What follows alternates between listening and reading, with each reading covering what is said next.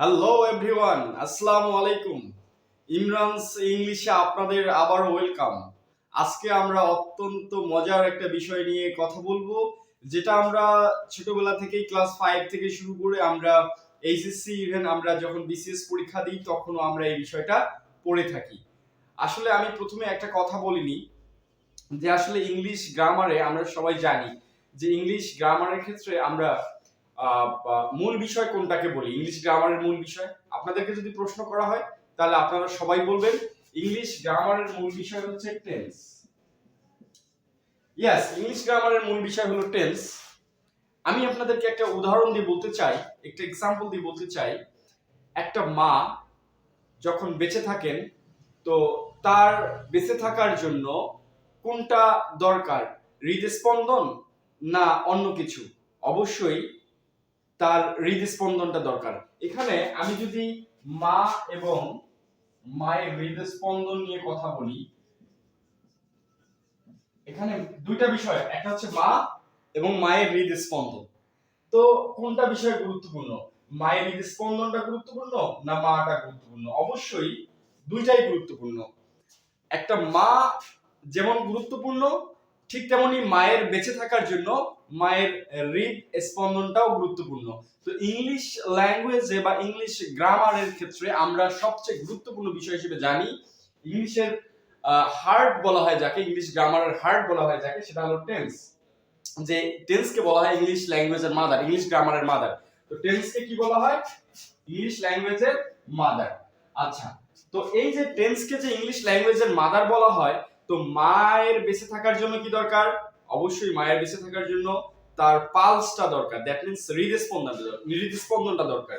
তো টেন্স হলো ইংলিশ গ্রামারের মাদার, মানে মা। আর সেই মায়ের হৃদস্পন্দনটা হলো কি? ভার্ব। সেই মায়ের হৃদস্পন্দনটা কি? ভার্ব।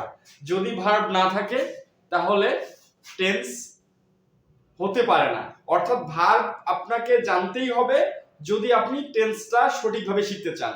তাহলে কোনটা গুরুত্বপূর্ণ বেশি? আমি মনে করি ভার্বও গুরুত্বপূর্ণ, সেই সাথে টেন্সও গুরুত্বপূর্ণ। তো যাই হোক, আমরা টেন্স নিয়ে আলোচনা করব এবং আমি আপনাদের সবচেয়ে সহজ পদ্ধতিতে টেন্স শেখাবো, সেটা হচ্ছে বল দিয়ে টেন্স। বল দিয়ে টেন্স, তো এটা আমরা পরবর্তী লেকচারে শিখবো। আমার ভিডিওস গুলোর সাথে কানেক্টেড থাকুন, তাহলে অবশ্যই বেসিক গ্রামার গুলো খুব সহজে ইজি টেকনিকে, ইজি ট্রিক্সে আপনারা শিখতে পারবেন। সো আমরা আজকে যে বিষয়টা নিয়ে কথা বলছি যে আসলে ভার্বের ফর্ম কয়টি। আপনারা সবাই ছোটবেলা থেকে পড়ে এসেছেন যে ভার্বের ফর্ম তিনটি। সেটা কি কি? একটা হলো প্রেজেন্ট ফর্ম, পাস্ট ফর্ম এবং past participle form. You are correct, আপনি ঠিকই বলেছেন। কিন্তু অ্যাডভান্স ইংলিশ ল্যাঙ্গুয়েজে বা অ্যাডভান্স ইংলিশ গ্রামারে ভার্বের ফর্ম তিনটি, কিন্তু অ্যাডভান্স ইংলিশ ল্যাঙ্গুয়েজে ভার্বের ফর্ম 6টি। কয়টি ফর্ম? 6টি। সো তাহলে আমরা কি জানলাম যে ভার্বের ফর্ম আজ থেকে কয়টা? 6টা। আধুনিক মডার্ন গ্রামারিয়ান যারা যারা আধুনিক ইংরেজি ব্যাকরণবিদ, তাদের মতে, তাদের বিশ্লেষণের মতে ইংলিশ গ্রামারে ভার্বের ফর্ম হলো 6টি। তো আমি আজকে আপনাদেরকে এখনই দেখাবো যে আপনারা যে ভার্বের 3টা ফর্ম পড়ে এসেছেন তার সাথে আরো 3টা যোগ করে আমি আপনাদেরকে দেখাবো যে ভার্বের ফর্ম মূলত 6টি। সো একটু বোর্ডের দিকে লক্ষ্য রাখুন। So let's have a focus on the white board. 6টি জানলাম। সো এখন আমরা এই 6টি ভার্বের ফর্মটা একটু দেখব।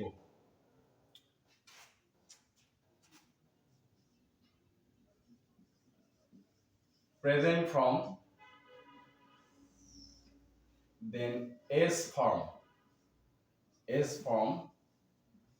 then past form, then present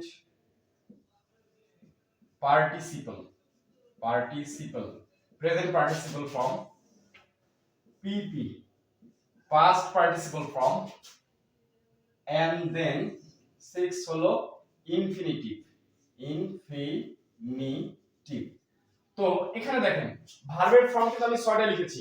একটা হলো প্রেজেন্ট ফর্ম, দেন হচ্ছে এস ফর্ম, দেন হচ্ছে past form, then present participle form, then PP means past participle form, and last one infinitive form. তো ইনফিনিটিভ ফর্মটাকে আমরা টু ফর্মও বলতে পারি, টু ফর্ম। তো এই তো হলো ভার্বের কয়টা ফর্ম, 6টা ফর্ম। আপনারা অবশ্যই এস ফর্ম সম্পর্কে জেনেছেন। ভার্বের সাথে আমরা যখন এস বা ইএস যোগ করি, this is called S form, this is called S form. তারপর প্রেজেন্ট পার্টিসিপলটা আমরা এখনই দেখব আসলে কি। পাস্ট পার্টিসিপলটা তো আপনারা জানেন। ইনফিনিটিভ ফর্মটাও আমরা এখন দেখব 1 2 3 4 5 and 6। তাহলে আমরা ভার্বের ফর্ম কয়টা পেলাম? 6টি। আধুনিক grammarian according to the modern grammarian, আধুনিক গ্রামারিয়ানদের মতে ভার্বের ফর্ম 6টি। সো আমরা এখন কয়েকটা ভার্ব অ্যাপ্লাই করে দেখব আসলে ভার্বের ফর্ম কয়টি। So let's get it. তো আমরা এখানে একটা দিয়ে দিই,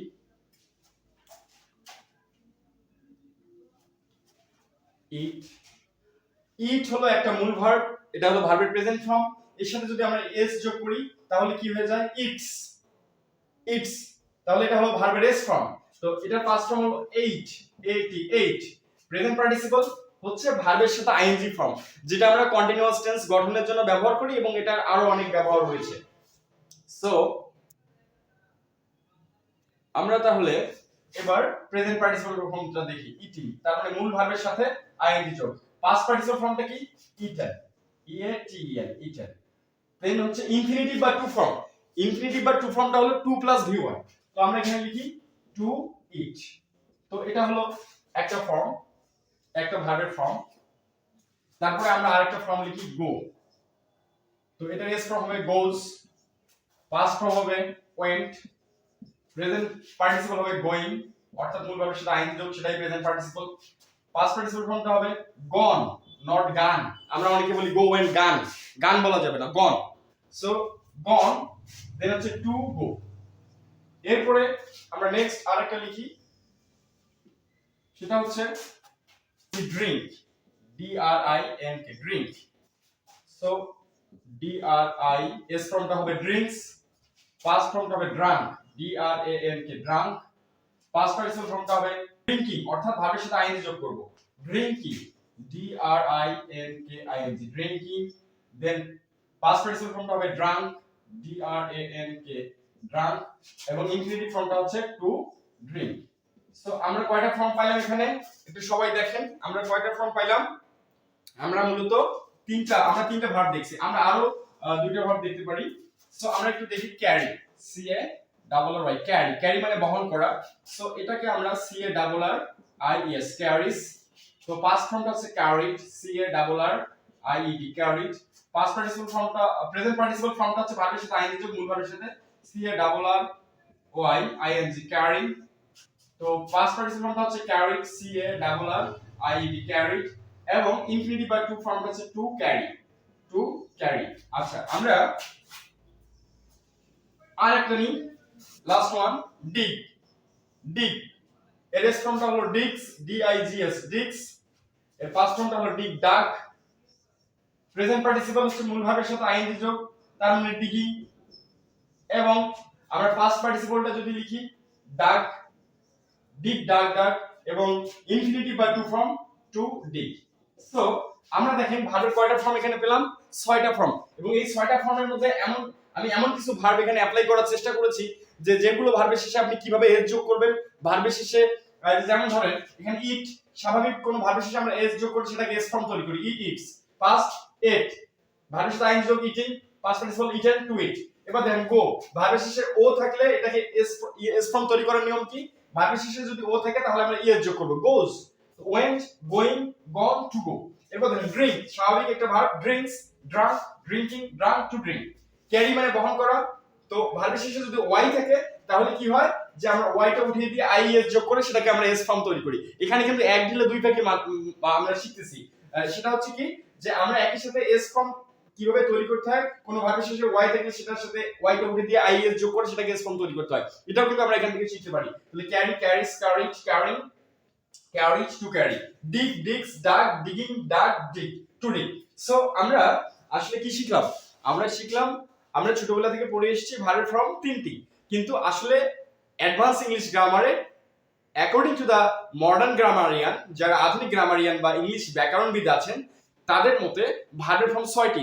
এই 6টা ফর্মই মূলত ইংলিশ ল্যাঙ্গুয়েজের প্রত্যেকটা সেক্টরে ব্যবহার করা হয় যখন আমরা নতুন নতুন কোনো সেন্টেন্স তৈরি করি। ওকে, সো এখন আমি এই 6টা ভার্বের এই 6টা ফর্মকে দুইটা পার্টে ভাগ করব। একটা হচ্ছে ফিনিট ভার্ব, যার বাংলা হলো সমাপিকা ক্রিয়া, আর একটা হলো নন ফিনিট ভার্ব, যার বাংলা হলো অসমাপিকা ক্রিয়া। জাস্ট এক সেকেন্ড।